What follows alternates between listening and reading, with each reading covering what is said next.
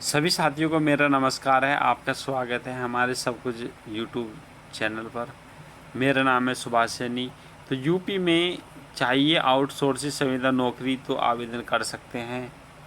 सेवा योजन पोर्टल पर इसका रजिस्ट्रेशन करें और इस फॉर्म को भर सकते हैं।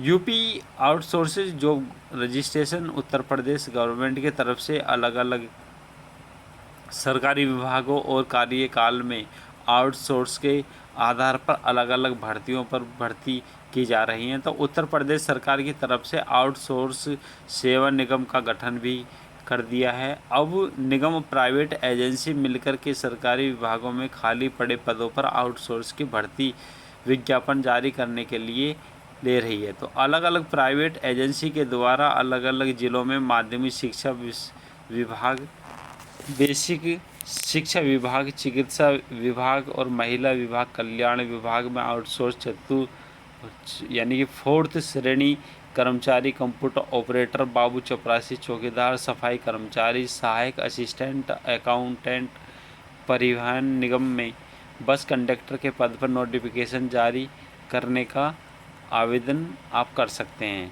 तो आउटसोर्सेस और संविदा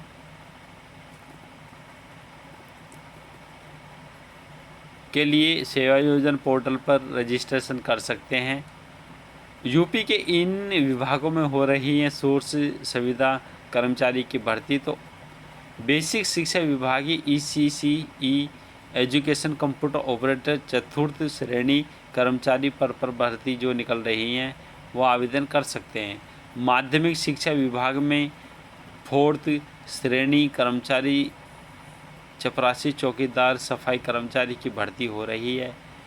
परिवहन निगम में कंप्यूटर ऑपरेटर और ड्राइवर की नियुक्ति हो रही है। तो महिला जो कल्याण विभाग में ASHA worker, ward boy helper MTS की भर्ती हो रही है। तो किसी विभाग यानी कि agriculture department in computer operator and other post पर जो वैकेंसी निकल रही है उसको भी भर सकते हैं।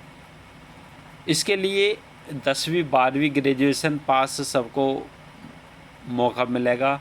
तो उत्तर प्रदेश सरकार के आउटसोर्स के आधार पर अलग अलग सरकारी विभाग और कर्मचारी अलग अलग पदों पर जारी नोटिफिकेशन के लिए अलग अलग योग्यताएं निर्धारित की गई है।